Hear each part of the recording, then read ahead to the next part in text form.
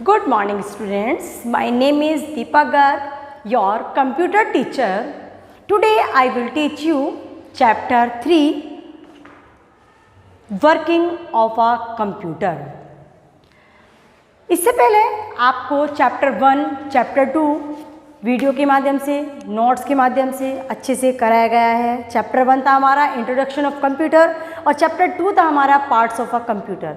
सभी को बहुत अच्छे से समझ आया होगा। तो नेक्स्ट चैप्टर चलते हैं students, chapter 3 working of a computer.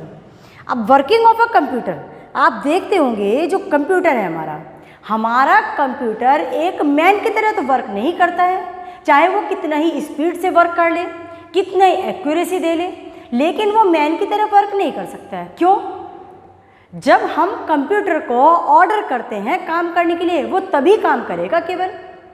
क्या हमें कोई कहता है? नहीं, हमें अपना काम है, पढ़ना है तो पढ़ना है, काम घर का काम है तो घर का काम करना है, हम किसी पर डिपेंड रहते हैं। लेकिन जो कंप्यूटर है वो एक ऐसी मशीन है जिसको मैन जब ऑर्डर करेगा, इंस्ट्रक्शन देगा, वो तभी काम आगे करेगा।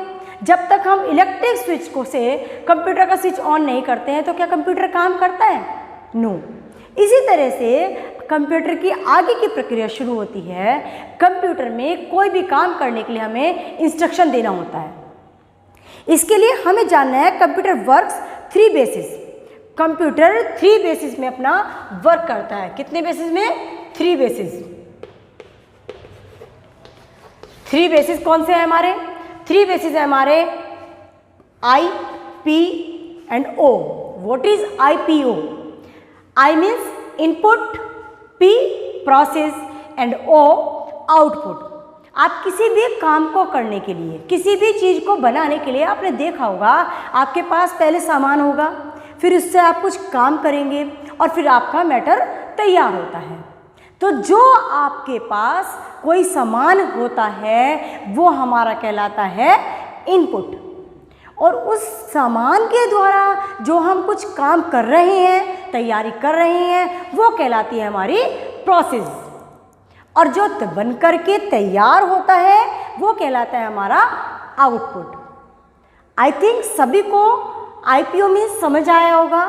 I means input, P means process और O होता है हमारा आउटपुट, जिसको हम कहते हैं इनपुट, प्रोसेस एंड आउटपुट।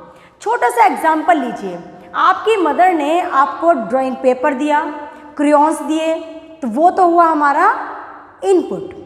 उस क्रेयॉन्स और ड्राइंग की हेल्प से आप जो ड्राइंग बना रहे हैं वो हमारा हुआ प्रोसेस, और बनने के बाद जो हमारा ड्राइंग पेपर पर कार्य तैयार होता है वो हमारा कहलाता है आउटपुट। यस स्टूडेंट्स, आपको इस एग्जाम्पल से और भी एग्जाम्पल अपने आप से बना सकते हैं। जैसे आपने कोई पेंसिल ली, अनशार्प पेंसिल आपके पास है, जब तक आपके हाथ में पेंसिल है वो क्या है? हमारी इनपुट है हमारा। और जब उस पेंसिल को लिया हमने और शार्पनर डाला, उसको शार्प करना शुरू किया, तो वो प्रोसेस चल रहा है, और जब पेंसिल शार्प हो जाती है तो हमारा आउटपुट आ जाता है। आई थिंक सभी को इनपुट, प्रोसेस और आउटपुट अच्छे से समझ आया होगा। तो इसी के साथ आगे चलते हैं students. Working of a computer में हम पढ़ रहे हैं IPO साइकिल, जिसको हम इनपुट, प्रोसेस और आउटपुट कहते हैं। इनपुट में आपको अच्छे से समझाया है, प्रोसेस और आउटपुट साथ में इसके अच्छे से समझाया है। छोटा सा एग्जाम्पल लीजिएगा, आपको डिजिट दी गई, जैसे आपको दिया 8 और इसमें हमने लिखा 2। अब और 8 और 2 क्या है? ये 8 और 2 का जो हम सम बना रहे हैं, 8 - 2, और आंसर क्या आता है हमारा? 6। तो 6 क्या हुआ हमारा इसमें? 6 हुआ हमारा इसमें आउटपुट। और जो 8 से माइनस कर रहा है 2 को, वो हमारा हुआ प्रोसेस। एंड 8 और 2 जब तक ये लिखे हुए थे, ये केवल अकेले में थे हमारे इनपुट। तो आई थिंक सभी को IPO अच्छे से समझ आया होगा। इसी के साथ हमारा आता है CPU।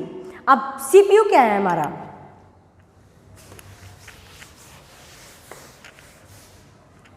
What is CPU? CPU जैसा कि आपको मैंने पहले बताया है, CPU एक बॉक्स होता है। जैसे CPU कैसा होता है? CPU ऐसा में दिखने वाला, हम इस बॉक्स को कहते हैं, लेकिन ये केवल CPU बॉक्स होता है। CPU कहाँ लगा होता है इसके अंदर? CPU जहाँ इसमें अंदर की साइड CPU को ठंडा करने के लिए एक फ़ैन लगा होता है, उस फैन के ठीक नीचे एक बॉक्स होता है जिसको हम कहते हैं CPU। CPU के 3 मेन पार्ट बताए गए हैं जिनको हम कहते हैं ALU। सबसे नंबर 1 पे होता है हमारा ALU, दूसरा होता है CU और नेक्स्ट होता है हमारा MU। अब व्हाट इज ALU? हमारा जो CPU है उसके 3 पार्ट आपको बताए गए हैं, ALU, CU और MU। अब ALU क्या है हमारा? Arithmetic and logic unit. Arithmetic and logic unit, जिसमें हम क्या कर सकते हैं, फ्रेम के नीचे जो CPU लगा होता है उसके बारे में स्टडी करेंगे। अब CU क्या है हमारा? Control unit. और नेक्स्ट होता है हमारा MU, वो होता है हमारा मेमोरी यूनिट। यानी कि ये तीनों चीज़ें हमारे एक CPU के मेन पार्ट हो जाते हैं जो हमारे कहाँ पर होते हैं? ये कंप्यूटर में होते हैं। अब कंप्यूटर जिस जगह पर काम कर रहे हो वो हमारा क्या है? हमारा ALU और CU होता है हमारा। और मेमोरी, किसी भी चीज़ को याद रखने के लिए हमारी जो होती है मेमोरी की ज़रूरत पड़ती है। अब आप बता सकते हैं कि हमारा जो मॉनिटर पार्ट है वो हमें सामने दिखाता है, जो हम कीबोर्ड पर काम कर रहे हैं मॉनिटर पर दिखता है, वो हमारा आउटपुट हो जाता है। तो आई थिंक सभी बच्चों को 3 जो मेन पार्ट बताए थे आपको वर्किंग ऑफ अ कंप्यूटर के IPO, वो अच्छे से समझ आया होगा। एंड CPU के 3 मेन पार्ट, उनके फंक्शंस जो आपको बताए हैं अच्छे से समझ आए होंगे। इसके बाद भी आप सभी को chapter 3 working of a computer की बुक स्टडी करनी है, वीडियो को अच्छे से वॉच करना है। Thank you everyone.